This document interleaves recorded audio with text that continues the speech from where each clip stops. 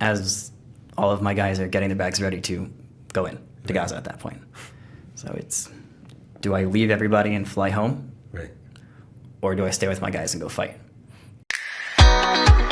Welcome to JLM Unplugged, a podcast about Olim for Olim. I am Gaby Danieli. And I'm Michal Cohn. We are Aliyah coordinators for the Jerusalem Municipality. We are here to assist and navigate Olim in their Aliyah journey from the initial planning to final landing and beyond.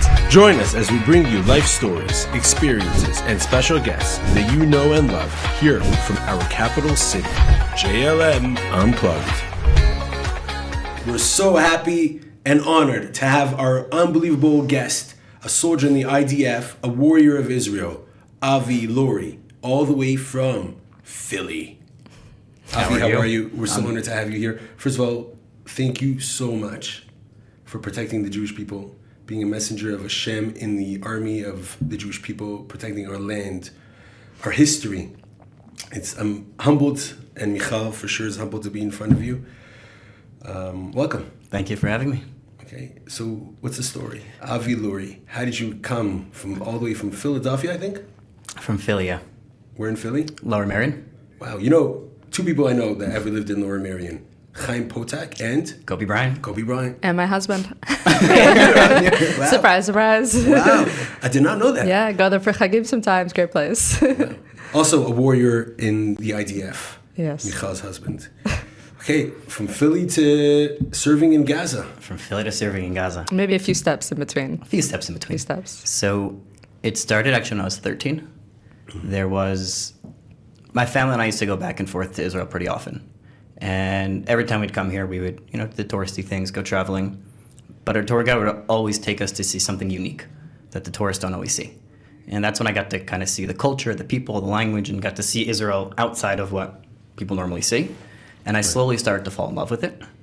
When I was 13, I told my parents that I want to have my bar mitzvah in Israel. I don't want to have the giant party in America. I don't want all the attention. I wanted to be in Israel. Wow. I said, okay. We came to Israel, and we were at the Robinson's Arch next to it, the whole family, and I wanted to go to the Kotel on the other side. So I walked over, and I forgot when exactly it was. There was something going on where I couldn't get through. And my parents were kind of sitting behind. And I'm a man now, I'm 13, so I'm going to go by myself. I was tiny, 5'7". Now I might have been like 4'10", 4'11". Right. And I couldn't get there. I kept getting lost. I kept getting bounced around. Somebody just picked me up. I started crying. Somebody picked me up and just brought me forward, put me down, and he goes, enjoy. I looked back, and he had a uniform on. I went back to my dad, and I said, Dad, I'm joining the Army one day. And he said, okay, you were a firefighter yesterday, an astronaut the day before. It's fine. So I started doing my research, and I found, at that point, the story of Michael Levin. The lone soldier who was from Philadelphia, right, and gave everything for the country. He was back at home when the war broke out, and he came back to Israel to fight for his country and ultimately fell. And his grave has kind of been the symbol at Har Herzl of what lone soldiers see. Right. Did you know that he wasn't accepted to the Israeli army, right? There's a whole, you want to tell that story? He was my size, probably smaller, didn't really know the language, came straight from birthright, and they basically told him no a few times. And he eventually broke into the recruitment center and forced his way into the army. Wow, that's crazy. Yeah, determination. Wow. And I saw his grave, I saw his story, and ended up putting his grave as my background on my laptop. Wow. Kind of the, this is the hero, the determination part of it. That's what I wanted to do. And my parents one day saw me with the grave as my background and said, Avi, what is this? Avi, you got to calm down. Exactly. You're 13. I said, this is the story of Michael Levin. Here's what he did. My parents said, okay. They then went to an event, and they heard a mother speak about her son, named Michael Levin. Wow. Went up in to Philly? her, in Philly. Okay. Went up to her, told the story about me. She said, that's really, really sweet. That's incredible. Thank you for sharing. And then since that moment where they met his parents and I knew his story, it was every year. It's going to happen. It's going to happen. It's going to happen. I turned 18. I was 17 first. And my dad said, next year you're 18. Right. What's your choice? I said, I told you 5 years ago, I'm going to be moving to Israel and join the army. Okay. Apply to college just in case. Right. I said, all right, fine, but I'm going to Israel. A week after my 18th birthday, I was on a plane, and made Aliyah here to Israel. See, that's not like the regular yeshiva day school move to do. Meaning you go to the Jewish school, elementary, then you go to like yeshiva day school. Either you play sports or you do like some trivia team, or you traveled. I don't know. They have Sarah check or Did you something. do trivia? I did not do trivia. Okay. I'm so not excited. I ran track and field, but never did Okay, trivia. great. There you go. Some sports, and then like you get recruited to I don't know some yeshiva for the gap year, and then either YU or some other college in the States. But you knew straight ahead IDF. Yeah, there was no question in my head. Wow. Did you know where you want to serve? Yeah, I wanted to be an 890 at the paratroopers, just like Mikey was. That was, I was going to be exactly where he was. That was the goal. That was All the way goal. from- Since I knew about his story and where he was, and since I understood what 890 was, Right. that was the place I not just wanted to be. That was the place that I was going to be at that point. Right. Did you have to go through special training to join the Tzanchanim? So I did. I had to go through what's called a gibush, a tryout. I believe it was 3 days at that time. The first day is just to break you. Okay. You're just literally running back and forth in a sand pit, back and forth, back and forth, back and forth, back and forth, back and Wow. forth, more and more and more and more. And then you crawl, then you run, then you crawl, then you run, then you crawl, then you run, and keep doing that. And then by the second day, you have no physical energy left, and that's when the actual tryout starts. That's when the mentality kicks in. They're checking to see how you do as a team, how you work when you're exhausted.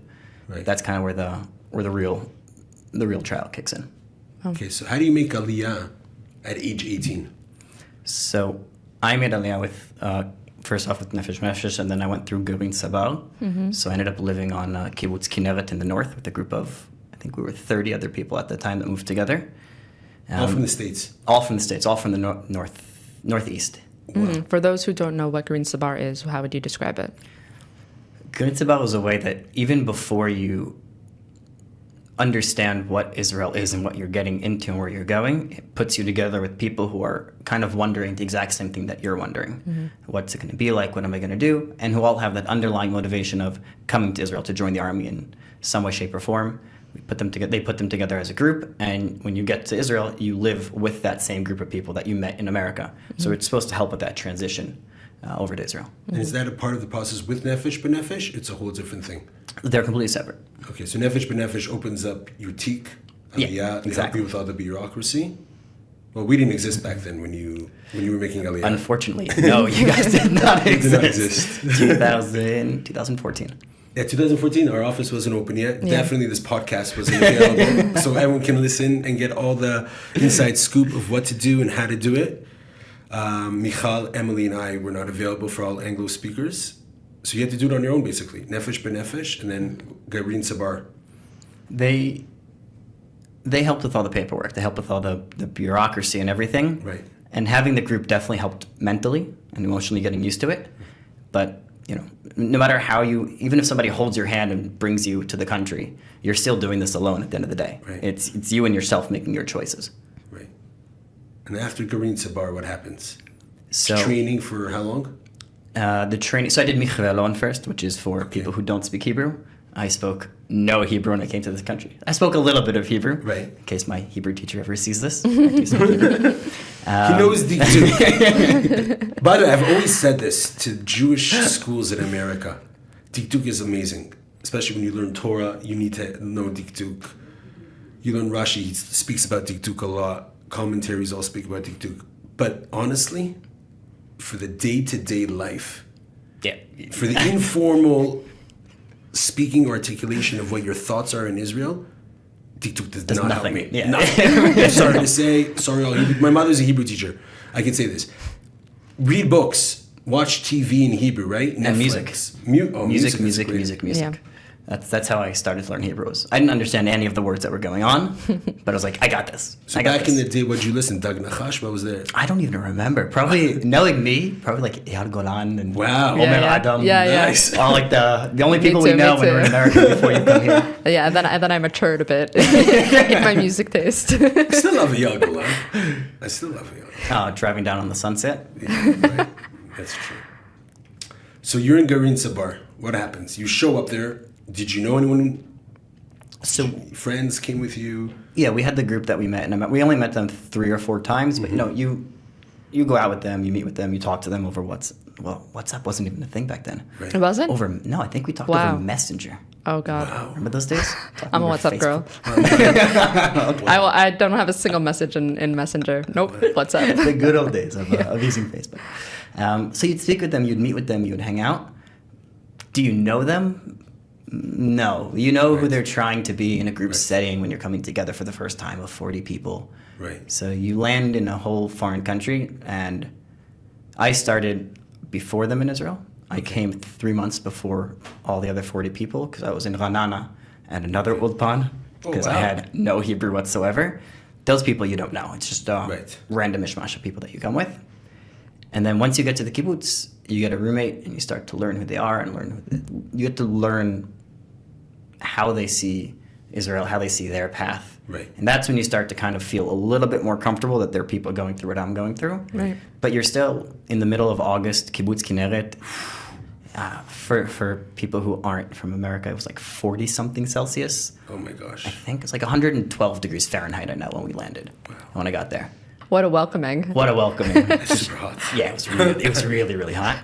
Well, I'm sweating just thinking about that. Yeah, it was, Oh my gosh. We walked for like a minute and we just went into the first building. Like, yeah, no. What have we done? What have we done? And then you start the process of doing your tzav rishon, your first draft. Okay. Still with no Hebrew, and still I'm in a kibbutz. I wasn't really in it, like you're in Israel, but you're Right. not in the big cities of Israel. Right. So you're a little bit isolated. So you're kind of in your bubble of your group of friends and it's called a garin, your group of people that you're Right. with. So you're getting to know them, but you're not yet knowing what's going on in Israel Right. until you get to your first draft at the draft office. Well, how was that? That was horrifying for me. I didn't understand like 70% of what went on that day Right. because I still barely had any Hebrew. And they had some English speakers, but it's the classic yes, and that's it. Like, okay, great. So it was overwhelming too, but it was also really exciting because age 13 I was going to join the army, Right. and this is like that first step into the army. This is the dream come Right. true. Yeah. And at the same time, you're like, I don't understand anything that's going on here. Wow. So it was this very, very odd, like, clash of worlds going on. Wow. So other than the tests and stuff, I know they do a medical Yes, when you go there. They're like pants off, shirt off. They check you full out. everything. You can't get away with anything there. Right. And then what happens? Then you get what's called your profile. Well, first you do your first draft, and then you get called to go to the office to do the psychotechny. The like the IQ test, I guess you could Okay, call yeah. it, and the background test and all Right. that, and they start looking through everything. That was done in English, luckily. Okay, nice. That was a huge, huge save to me. And then you get your score, your physical score and your background score. Right. And that's one of the tell-all moments of what you're going to be doing in your army life. Right. Yeah. And then they said, And well, then they obviously said, 97. no, 82. 82? I have Wow. I have contacts on today, Okay, but I okay. have glasses normally. And you could still serve as a combat soldier. And I'll get to it later. I was a sharpshooter also, and I had glasses still. Wow. Wow, look at that. Yeah. This is sick. Yeah, that was pretty cool. Gaby, don't wrong him. That is awesome. Wow. Garin Sabar, you get your profile. You're heading that way now to Tzanchanim. But socially, how are you doing in the land? Like you're all, Yeah. other than your friends in Garin, your life's about to change. It was really, really complex because at the same time, socially in the land, you're starting to meet more of the kids on the kibbutz as well that are your Right. age. You're starting to sometimes travel to Jerusalem to see people that you may know, and then you go out to the bars and you meet people. Right. So you're starting to meet Israelis, but you're also kind of starting to lose your connection to your friends back home. And everyone should know, you were 18. I was 18. 18 years old. So like 18 years old for us, like for Israelis, is okay, it's army set and they're trained. yeah. And now you're coming from America where all you know is like probably like sports. Yeah, I don't exactly. know, Simpsons, back then Seinfeld, I don't know what you were Sports watching. Simpsons and Xbox. And Xbox. And here you're about to go fight. Yeah. And no friends, no family. No, and good luck explaining that to your friends back Right. in America who are starting their college careers and starting their ways of going about that path. Right. So you're gaining new friends in one area, and you don't lose all of your close friends in America, but like Right. your acquaintances who you say hi to here and there, Yeah. you start to see this very stark difference between who you're becoming Right. and the path that they're going Right. down. I how mean, they're becoming. you could say that you're slowly transitioning. It's you're becoming more Israeli. You're latching onto that new identity, and you're like slowly getting to know it. And this is like one of those things that come with it. You're not American. You're always American, right? Yes. But you're not as American as you were in the past. I would say you're kind of now slowly trying to get to know that new identity of Exactly. what does it mean to be Israeli, and a big part, as we all know, of what it means to be Israeli is joining the army. Yes. That was put perfectly. Perfectly. Yeah. Okay. So how was the actual army experience? Like you're starting. How's that going? So I'll start with when I figured out that I got into Tzanchanim. It was, you get there on the day, and they don't really tell you where you've gotten into yet.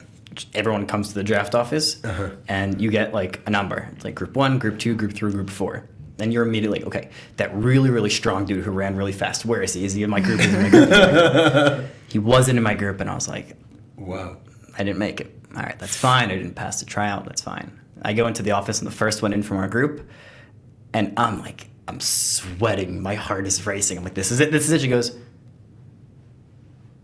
Tzanchanim, paratroopers, next. Wow.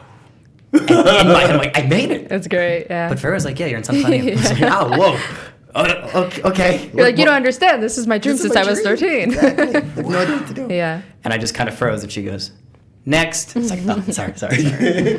So I get out, and the first thing I do was called my parents, and I said, I made it. And it was like 2 a.m. They go, you've been in Israel for 6 months. What do you mean you made it? I was like, oh, I made it into Tzanchanim. Like, that's amazing. It was incredible. And then I'm on a bus and going to a base.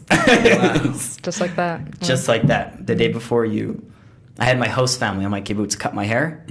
And then 24 hours later, I'm surrounded by Israelis, Americans. Right. You're no longer in your green. Yeah. Right. That's like that's my new family. your new experience. Right. Yeah. Did anyone else from the Green join you make it to Tzanchanim with you? So they did, but since I did Michvelon, which is the Ulpan, I was 1 draft class later than them. Okay. So they had already made it in. Okay. So they were already a little bit further down. They had their new friends, their new families. They're starting to leave the kibbutz. Right.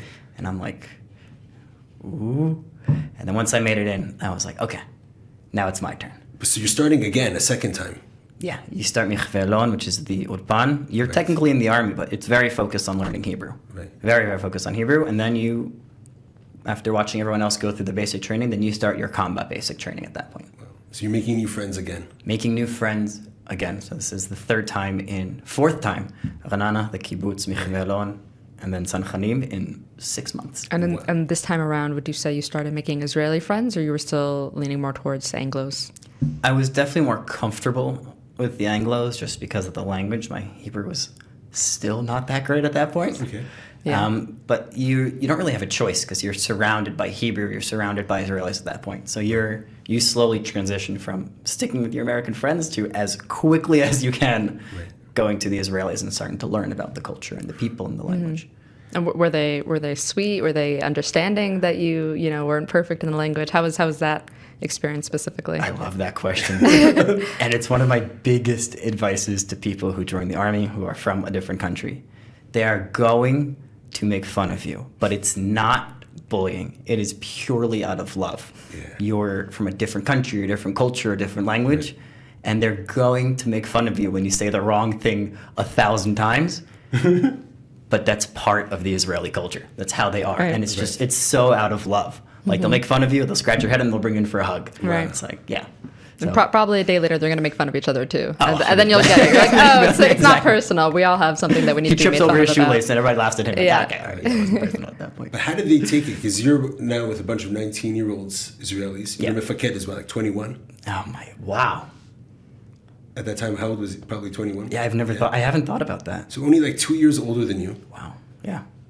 An Israeli guy, and he's telling you what to do. But what did they think about you coming from America, serving in the Israeli army? Like, I know I've spoken to many lone soldiers that, like, yeah, for us, it was like going to camp. It was fun. But, like, everyone thought we were crazy for joining. Like, we have America. Yeah. What are you guys doing here? I got that question a lot. What are you doing here? It's split into two. There's the side of the Michael Levine story. So for me, that was always very clear. And then two is I always tell them, I say, I love where I lived. I love my community, my family, and everything. But I prefer the culture, the language, and the people of Israel. Right. It's just more me. So part of being here is, in my opinion, at that age and where I was and what I was doing was going to the army. Right. So if I want to live here and be like you, I want to be like you. Wow. I want to be part of you. And then they're like, I can't make fun of him now. All right. Yeah. But yeah, they look at you like, what are you doing here, man? Was there a point where Dafka really appreciated that you were in Israel and in the army? Did you ever get that? Yeah, that was fast forward through I think 3 months of basic training, we were in the field. Family to me is the most important thing I have. That's number one, family over everything. I truly believe that. And I was very, very close with my grandfather. And we were in the middle of a training session in the field. I think we were 4 days in. I have no idea where. You don't have your phone. You don't have you have nothing, and you're just walking and doing stuff. In the middle of nowhere, 4 cars pull up. We're just like, what's going on? They go, is Avi here? I'm like, hi, yes, I'm here. And they go, your dad's on the phone. Whoa. And I was like, okay, something happened. He goes, listen, Grandpa just passed away. The funeral is in 24 hours. We're going to get you on a plane to come home. I said, with all due respect, I'm not able to come home right now, Dad. I'm in the middle of training. Right. If I went home, I'd have to drop another 4 months and redo this training session. Right. So I said, Abba, with all due respect, I'm going to be staying. Wow. And they looked at me like, you're going to what? I was like, yeah, I'm going to be staying. And at that point, I started to see them kind of really appreciate and really understand what was going on. Wow. And that was when they were like, okay, this guy's serious. Mm-hmm. Wow. Do you need permission to leave from the army? You do. Okay. For certain events. As a lone soldier, you get 1 month every year where you can go home to your family, to your friends and everything. Okay. And it's normally after you finish training. But for situations like this where it's out of the norm and it's a week or two, you need permission to go home. Uh-huh. And just like for people who don't understand what it means to be a lone soldier, aside from getting money from the government for sal klita and housing, what else do you get? Sal klita and housing. As a lone soldier, you get a little bit of a higher salary in the army. Okay. A little bit of a higher salary in the army. Meaning everyone gets a salary in the army, right? You get a little bit of a higher like 400 shekels a month? Yeah, more or less. Yeah. At that time, it was about that. Right. Hence why I put a little. You also, it's not something that necessarily get, but you are introduced to a huge support system. Mm-hmm. Like organizations that are there for lone soldiers, and also just Israelis who have a really, really good heart that want to just help out lone soldiers. Wow. Yeah. That's amazing. It's true. I mean, there's WhatsApp groups for free furniture. Yes. Facebook groups for free furniture. Yeah. I mean, you say you're a lone soldier and anything. Poof, what you ask for shall come true. Right. Yeah. Even for the unfortunate events, like for that one lone soldier who just passed away. I remember I would think maybe a year after you joined the army, when the soldier from Texas, Shaul, I think his name is, passed away from Haifa. Yeah, of course. Yes. I forget his name right now. I'm sorry about that. But everyone went, and the Maccabi Haifa team showed up to support the funeral. Even now, we saw like right now in Rishon LeZion for the unfortunate events.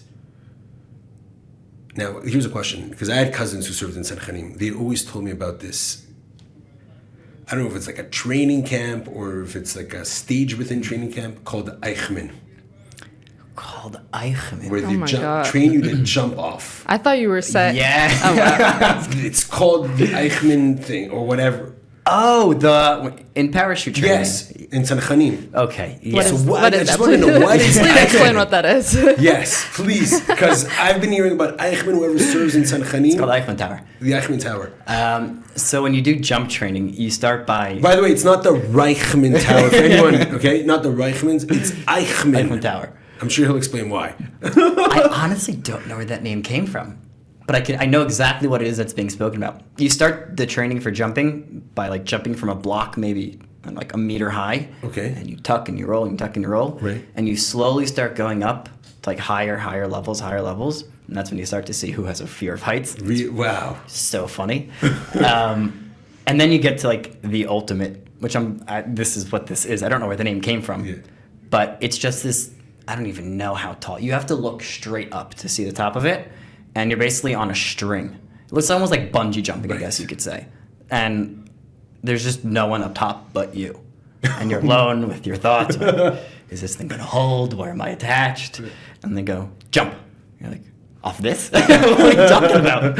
Jump. Like, no. Like, yeah, jump. And then you jump. And the point of it is you get like a pretty strong snapback.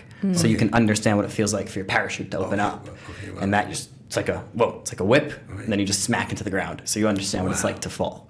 So it's like your first real taste of what the experience is going to be. And you don't break any limbs, nothing.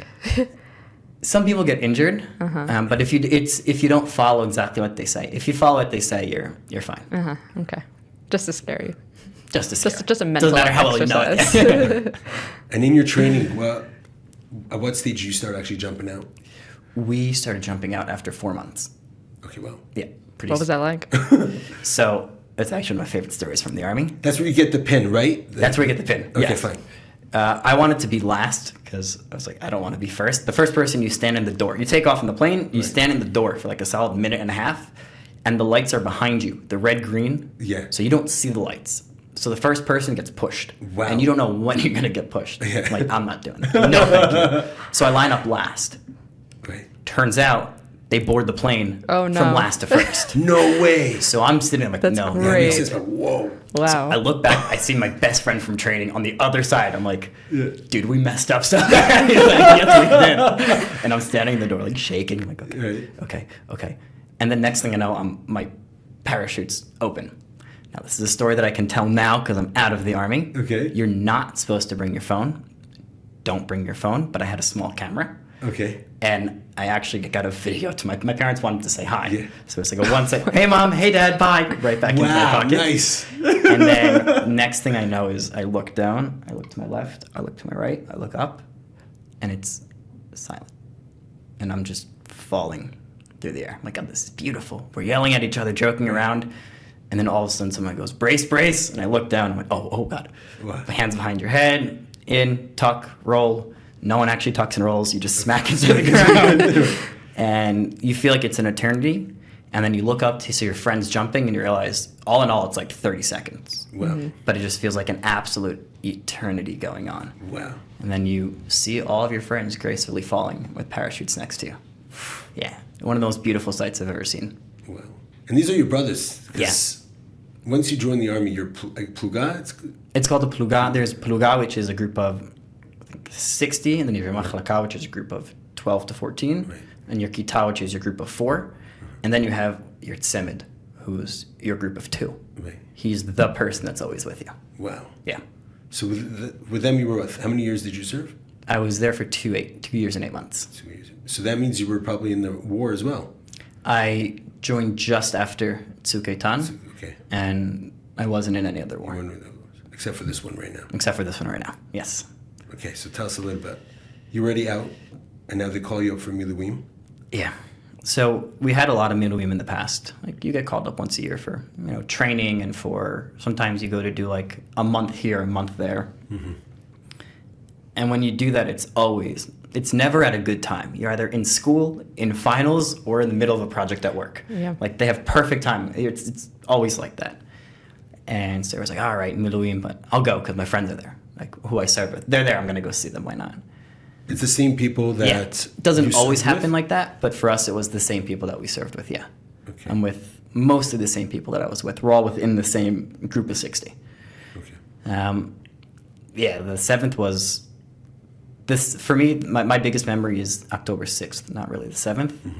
I was volunteering for this organization called Gift of Life, and I was on Ben Yehuda Street, just enjoying, laughing, and then the next morning I have a dog. And he's a Malinois, so we have to take him to the dog park every morning.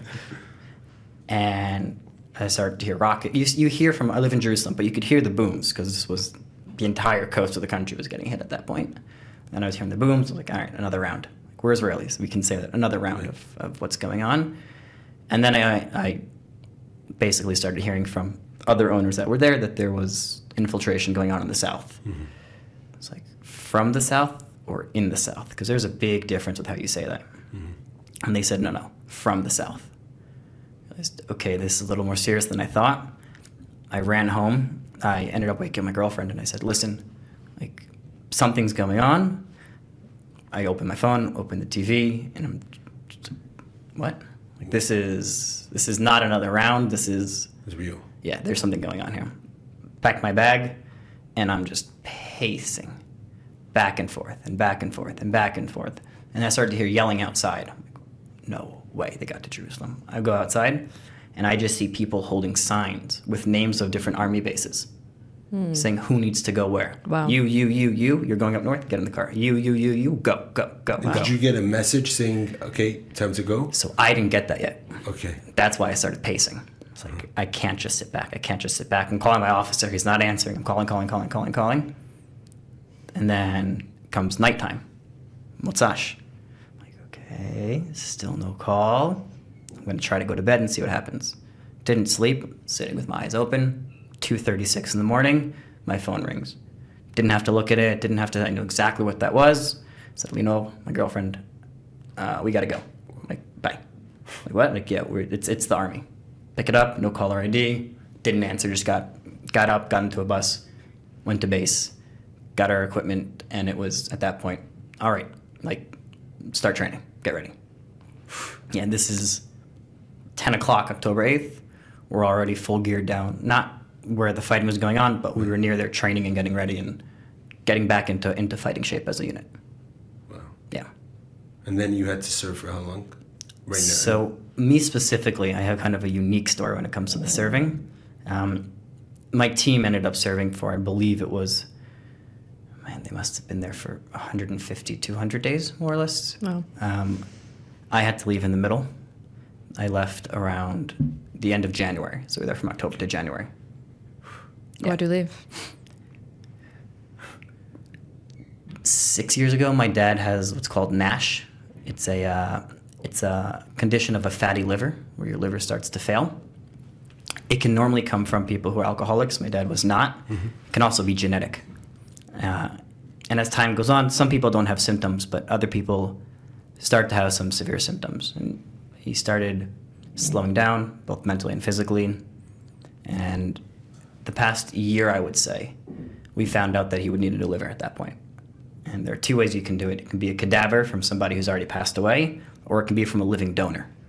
Not a lot of people know that, but you can get some from a living person. And before the war, we were in America, and he told us that he's going to need a liver transplant eventually.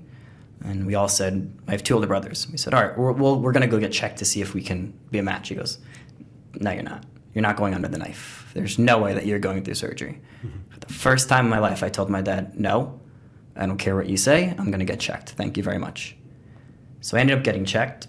And then... When you say get checked, that's also a surgery process? Or is it just... It was a blood test at first. Okay. I needed an MRI and a CT.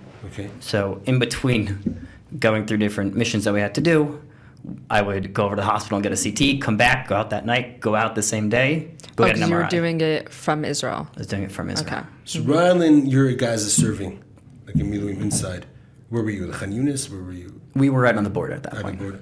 So you'd have to go back Yeah. and get tested, okay. Yep. I would leave at 1 in the afternoon, come back at 9 at night, do what I have to do it again the next day. You could be a match for your dad. Wow. And then as all of my guys are getting their bags ready to go in to Gaza at that point. So it's, do I leave everybody and fly home? Right. Or do I stay with my guys and go fight? Backtrack to the thing with my grandfather. Right, exactly. Do I go to his funeral or do I stay? Right. So it's kind of, that flashback to 2014 again, right. This choice. And you're a sharpshooter I am. in the Army. I am a sharpshooter, yes. So they need you more than anything. Yes, yes. How'd you become a sharpshooter even? That's a great question. We were in the shooting range. I just had a really good day in 2014. They're like, all right, this guy can shoot? Yeah, all right, you have it. I have a lot of energy, and I was too small to carry the machine gun, but I was a really good shot. Okay. And so they put me as a sharpshooter. And then, yeah. So from the flashback with your grandfather? Yes. It was the choice of, do I stay with my guys who I know need me, or do I fly back and, I guess you could say, save my dad's life. Right. When I put it that way, it's a whole different perspective, but when you're inside of the situation, it's very hard to see it that way. Right. And then it wasn't a hard choice, it was a difficult choice. Okay. But I knew what the right answer was, family over everything, going back. So I ended up flying back and donating 63% of my liver to my dad. Whoa. Damn. Yeah. Wow. What was that like? It was really, if it was any other time, it would have been the best experience of my life. But because the day I land, my guys went into Gaza. Yeah. Well, that's so complicated. It's like so much emotion, with a tornado going on inside of you. It was terrible. It's also on the 7th, on the 8th, I left my girlfriend the dog at home. Right. And then I came home for like a day, and now I'm leaving again. So it's like right. putting her through that. not being with my guys, but also knowing that I'm the one who's Saving your father's life. Yeah. Wow. So this is like the view and the profile of you as the army warrior, soldier, and now saving your own father's life. But post-army, what'd you do? So post-army, Michael had this dream that he wanted lone soldiers to have somewhere that they can go to feel at home. And there are different organizations that do that. And so I started at an organization that was called the Center. Okay. And I basically became an advisor there for lone soldiers. Okay. Right out of the army. Okay. And I was there for about, I'd say, a year and a half to 2 years, and I became the head advisor for lone soldiers who were coming to Israel. From all over the world? From all over the world, yeah. And any questions, concerns, comments, anything that they needed, my personal number, same number I have now, was out there, and they could call, text, whatever they needed, and just... What was the most frequent problem the lone soldiers had that turned to you?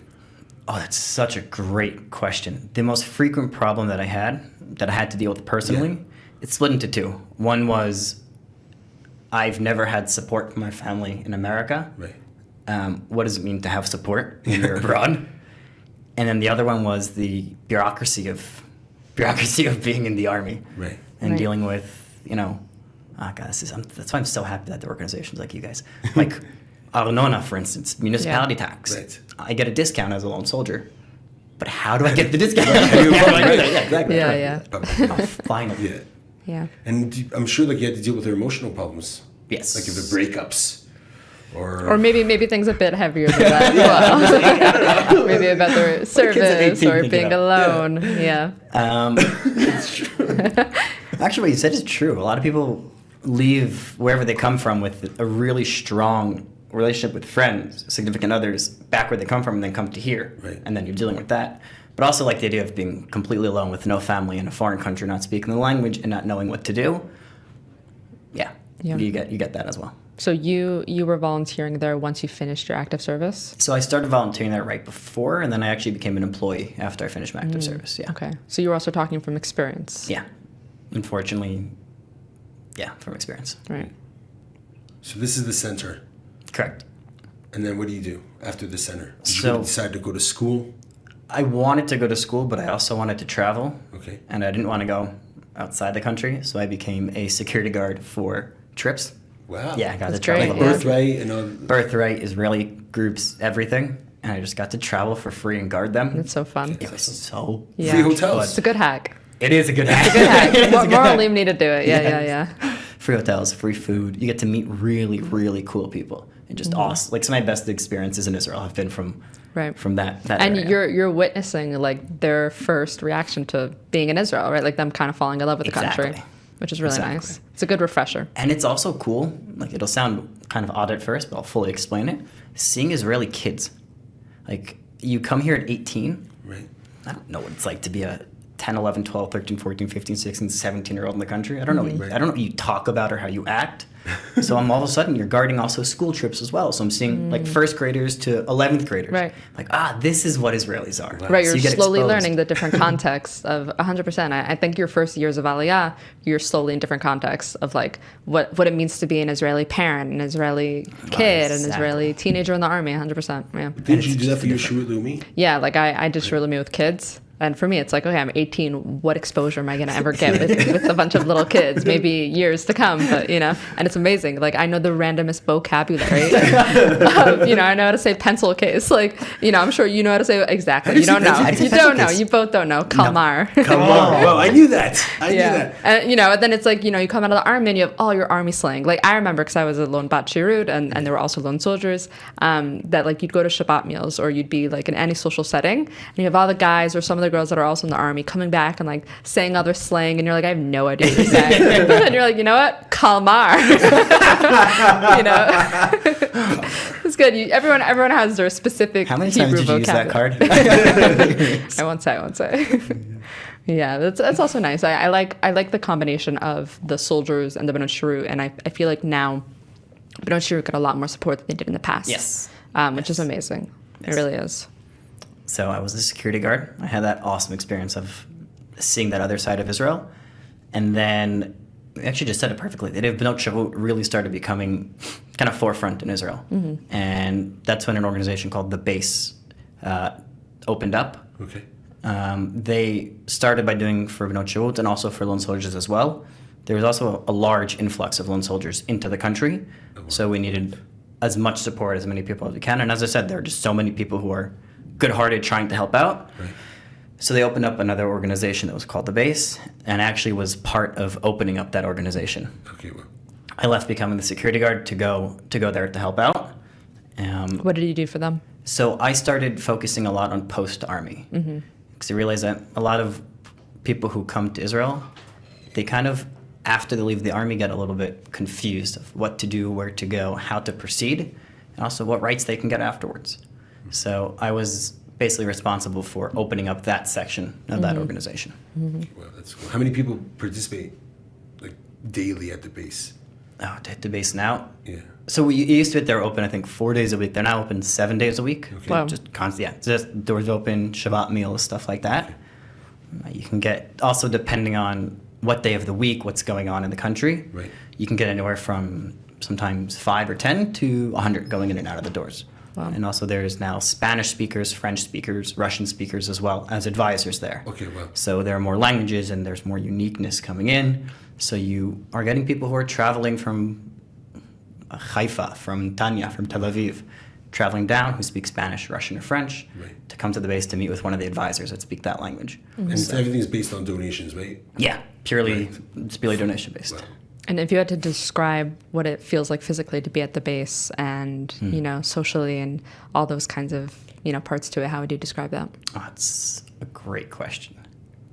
There's something about walking into a place and knowing that every facility in that building is available to you.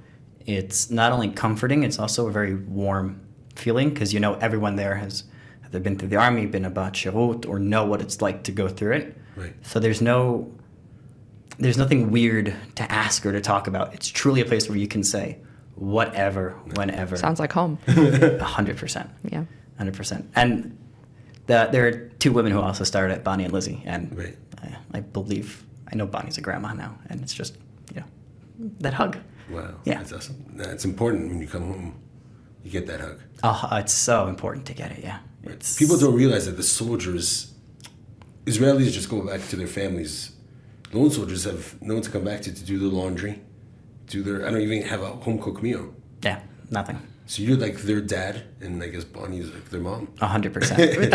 There are washing machines at the base, Yeah, right? there are washing machines, there are Okay. dryers. They have a barber. They have Really? Wow. advisor rooms. They have a library room. They have coffee. They have just everything you'd kind of find at home. You answered my question before I asked. Great. What was the question? What are different services that they there we go. provide? Yeah. Also, mental health is, and I say unfortunately because of what happened on the 7th, Right. but mental health is a huge thing that they're trying to take care of now. Yeah. Actually, we're starting a project with the Jerusalem Therapy Center, the JTC, where we're doing different support groups for different groups of Olim. Right now we're doing young adults, we're doing retirees, and we're doing single parent households. Wow. And we're thinking about doing one also for either lone soldiers or miluimnikim. You see, it's really neat. It's unfortunately very, very, very needed currently. Yeah. Do a lot of reservists also come who are yeah. Anglo-speaking? Yeah, people seem to have this idea that when you finish the army and you get into the real world, quote unquote, Right. that you stop becoming alone in Israel. Right. It's not true. No, it's not true. Probably more difficult even because you don't have your unit anymore to go back Yeah, to. welcome to real life. Yeah. Right. Good luck. Grow. Would people continue going to the base after they were, Yeah, after a lot they of were times released? to kind of find a way to stay. And also when you're in Miluim, you're coming back from base for 2 weeks, 3 weeks that you're on base. You still have no family. You still have your own rented apartment, no food in your fridge. So you might be 5 or 10 years older, Right. but you're in that exact same boat. Place. Yeah. Wow. Right. I remember when I used to volunteer here and there. I actually did one time Friday at the base. And it's really fun. It's a great environment. You walk in, you have no idea what to expect the first time. And it's basically they line up a bunch of food, Shabbat food that's already ready that families made from all over Israel. And then you pack it up for soldiers for them to have for Shabbat and whatever wow. it is. And it's so fun. I mean, I'm sure you've been to one of those Fridays. And it's like it's not just we're packing up food and like in and out, you know. There's like music playing, everyone's chilling on the couch, someone's reading a book, someone's with an instrument. Like I feel like that's also like really part of the vibe of the base. Like it feels like a hub, it feels like a home. Yeah. And it's amazing. I mean, even just a Shabbat meal, you get taken care of. Yeah, and I don't think people realize how important that is, what you just said. Like, you don't just go there to get food. You go there to hear somebody that I've never met in my life playing an awesome riff on the guitar. You're like, that's awesome. Yeah. What's your name? Right. Oh, nice to meet you. How are you? Right. A lot of points of connection. Exactly. Social circle. Yeah. So what would you say is your advice for Olim who are thinking about doing the army, or people who are back in America or wherever their home country is, you know, and they have that same thought that you had? Oh, that's a great question. The first piece of advice would be, I guess, inside understand why you want to do this. Like, understand what your reasoning for doing this is. Like, make sure that you are ready, because you're not. It's fun. It's a really fun experience, but you're going to a military. Like, when you're making that choice, for some reason, me too. I was like, oh yeah, I'm going to the army. Yeah. Like, you're going to an army where if you're going into combat, your life is in danger. Right. It's not this just summer camp of fun. Like, you're going through a serious experience that you're going to be doing. Right. Make that switch and understand where you're going. Also, not just where you're going in the army, understand the culture of Israel. Listen to Yad Golan and Omer Adam and those songs. Yeah. Look up the culture. Like, my first time in the shuk, I got shoved because I wasn't walking. And I got angry. And my friend's like, dude, just don't stop in the middle of the street. Any Israeli is going to tell you to move. Or shove back. Exactly. And it's not out of hate or anger. It's just part of the culture. Part of the culture. Yeah. So understand both the way you're going for the army, where you're going for Israel. And one thing that I wish I knew was be smart financially. Mm-hmm. Like, make sure that you understand that you're coming to a country that might be more expensive. You're going to be on your own also. Not everyone has the backing of their family. Right. Be smart financially, because after the army, you're going to want to do a lot of things. You're going to want to have fun and have experiences. Right. And if you're not smart financially before, during, and after, it can be difficult. Yeah. Right. Why Jerusalem? I'm curious about that. What made you move to Jerusalem, start Jerusalem, continue? Did you ever leave? I did. I left here and there. So I started in Kibbutz Kinneret, and then... too hot. Way too hot. I couldn't stand it, so I came to Jerusalem. Nice. I ended up having I met somebody that I wanted to go on a date with in Tel Aviv, and another guy apparently met her and also wanted to go on a date in Tel Aviv, and I guess she forgot about one of us and had us both meet at the same place. No. Oh, wow. Mm-hmm. Oh, what a That's great. story. And that's how I met my best friend Noach. No way. Wow. Way to go, Reb Noach. Yeah. So That's amazing. he's and he lives in Jerusalem. Okay. Awesome. Wow. And we started to become really, really close friends during the army. We'd have some really deep talks about life and emotions and thoughts. I was like, all right, I'm going to Jerusalem. Yeah. And also Udi and Esti, who are our family friends, who Udi was our tour guide whenever my family came here. Yeah. They also live in Jerusalem as well. So you were like inspired by them to move to Jerusalem? 100%. Because I got to see like the side streets of Jerusalem, the beautifulness, the art, the culture, things that not a lot of people get to see if they just come here for like a tourist vacation. Right. So I got to see actual Jerusalem. I was like, yeah, that's where I want to be. Which area did you live in? So I started in Baka, in the German colony. Okay. Then I moved from Baka to Arnona, from Arnona to the center of the city. The center of the city, I moved to Haifa with Noach. Really? Wow. Yeah. Why Haifa? I got to ask him. I still don't know. He just offered it one day. I was like, yeah, let's do it. Why not? And what did you do in Haifa?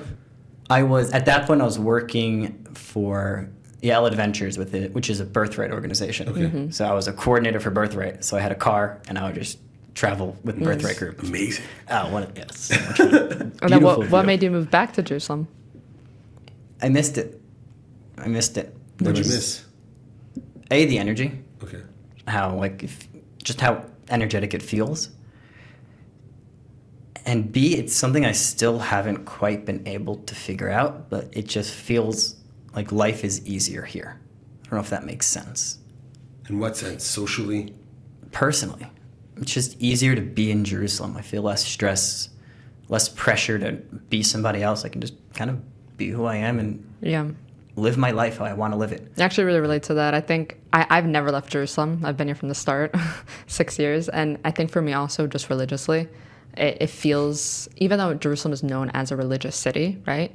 Tel Aviv is a stark contrast. But at the same time, when you're trying to figure out where you want to be religiously, and do you want, as a female, right? Do you want to wear pants? Do you want to cover your hair? All those aspects.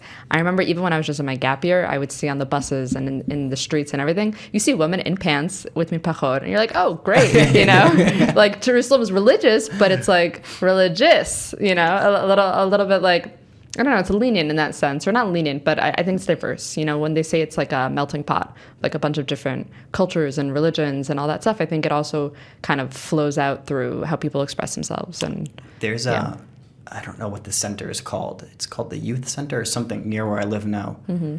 And every Friday night they have Kabbalat Shabbat. And I can see from my window who goes in, and it's a whole mix of people. When you have anywhere from completely non-religious people on their phones on a Friday night walking into there to people with Toritot walking in as well. Just an incredible mix. Yeah. And you can hear them singing from where I live. Yeah. It's just like, there's nothing better than sitting on the porch, hearing that, and just being like, okay. Yeah, people are surprised about the range that exists in Jerusalem religiously. They don't understand it. Yeah. You understand it once you live here. Exactly. You need to experience it. Yeah, which is really great. I got to ask you this now. At what point did you know Yerushalayim is my home? At what point did I know? It's a hard question. It's a really hard question. Oh, it's a really good question. I was always mixed about if I wanted to go, live the Tel Aviv life and do this and do that. I would say, or the 7th of October. Okay. Like very recently, that was one of those okay, yeah, this is seeing the people with the signs on the street. Right. Mm-hmm. To me, that was just unbelievable.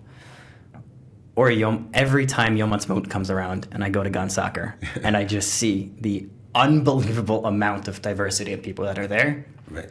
And then the planes fly over and you can't beat it.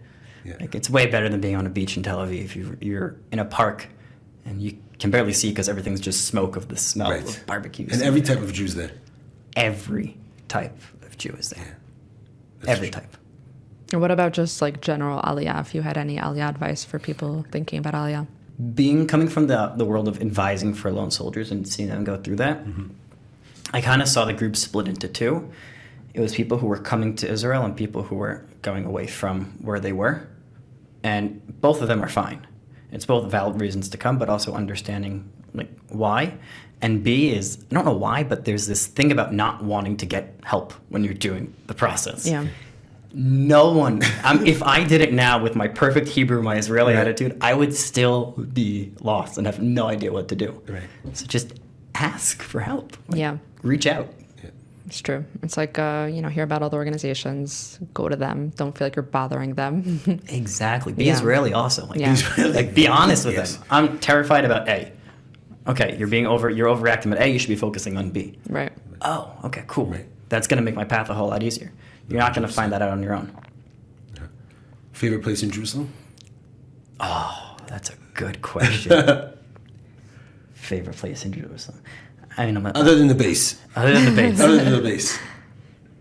Oh, are you talking food, culture, whatever, experience? It could be anything. First off, the dog park, because We're the one in Gun Soccer? No, the one by my house. Okay. Near Rechavia. Okay. It's a place where I can let him go and just relax. Yeah. Or honestly, no, my apartment is also my favorite place. Where's my favorite? That's such a good question. It could be any random place. You know what I love? Yeah. Azula. Oh, wow. Mm-hmm. Remind me what that is? Azula is a restaurant in the shuk, kind of hidden away. And it's just, they have these giant metal pots of food that's boiling. Right. And if you don't know what you're going into, what is this place? And then you eat, you're like, oh, this is amazing. It's amazing Iraqi food. It's amazing. Good. It's really delicious. It's so you really became Israeli, huh? I really Boy from Philly eating Iraqi food? All right, gefilte fish to Kubas. Can't touch that anymore, only in the Kuba Empire. Nice. Wow. And how is it just like socially, nightlife? Like, is there what to do in the city? Where do you find yourself when you're trying to find stuff to do? So there's a lot to do in the city. It's called Rehov Aza. It's in Rechavia. There are a whole bunch of bars or a whole bunch of places to go sit with your friends, to go out. A whole bunch of restaurants too. Right. We also recently just figured out Beit HaKerem. Yeah. Oh, gorgeous. Gorgeous. Why has no one told me about this yet? It took me so long to find it. Right. Beautiful. Right. It's amazing there.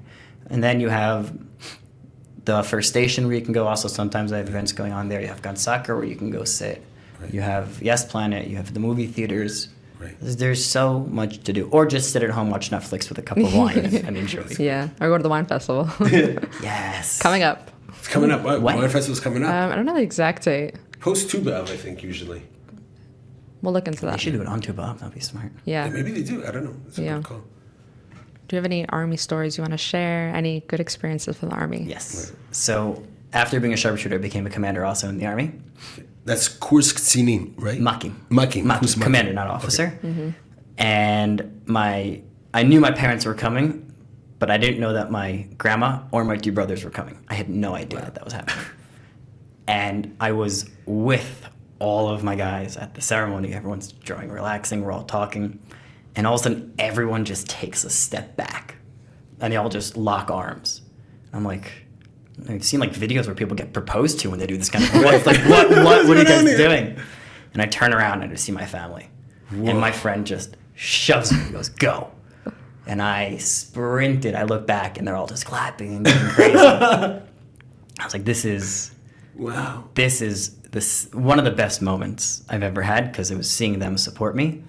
The other one has to be at the end of our beret march, which is like 60-something kilometers through the night. My dad has these bright blue shoes.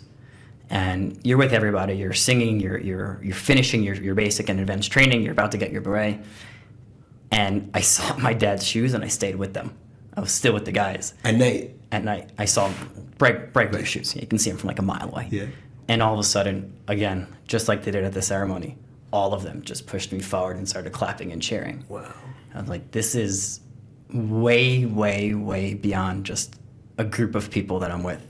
Like, these are humans that even if I might not speak to them every day, Right. if I see one of my best friends in the Army, Tawi, if I see him on the street, Yeah. I'll sit with him for 9, 10, 11, 12 hours. I don't care. And we'll just catch up and talk. It's a relation. They often say, like you said, like they're like your brothers. Right. They're not. I don't know how to express it, that they're more than that. They're blood. Right. They are. They're the most Maybe more, yeah. most impactful people you're going to meet, the best experiences. You're going to learn so much about yourself from them, with them, the hardships. Right. You know, you're freezing at night in the below freezing weather, literally shivering. And look to your left, look to your right, and you just kind of snuggle up like this next to them. And then you're keeping each other warm, and you're talking about your biggest fear in life under the stars in the middle of the desert. You can't describe the relationship you have with them. Right. You just can't. Something you wouldn't experience outside of the Army. It's really a once in a lifetime experience. 100%. Yeah. Are you in touch with the Levines now? Yeah. They are, Mark and Harriet are, in my opinion, two of the most inspirational people that there are. Every Yom HaZikaron, when they come to Israel, I see them, and every time I go back to Philly, I see them. I mean, the amount that they've done for their son and keeping his name going is incredible. And in my opinion, in the world of lone soldiers, they are two of the most important people. And I'm lucky that I get a hug from her every year. So yeah. All right. Awesome. It's been an amazing speaking to you, Avi. Thank you. Learned a lot. We're super honored. Again, in my books, well, for us, definitely in JLM, you are a hero. We're honored that you live in our city. Thank you. This is beyond an humbling experience to hear. First of all, they saved your father's life, then fought for Am Yisrael, continue fighting and protecting our own soldiers. So thank you for that. Hashem should bless you to keep on going forward and to succeed in everything you do. And everyone, please don't forget about the base, all lone soldiers. Whatever you need, Avi's the contact. Okay, Yeah, you thank still the contact? I'm still in contact. Good. I'm still with them. Okay. Awesome, Great. Amazing, my friend. Thank you again. Thank you, guys. Thank you, Avi.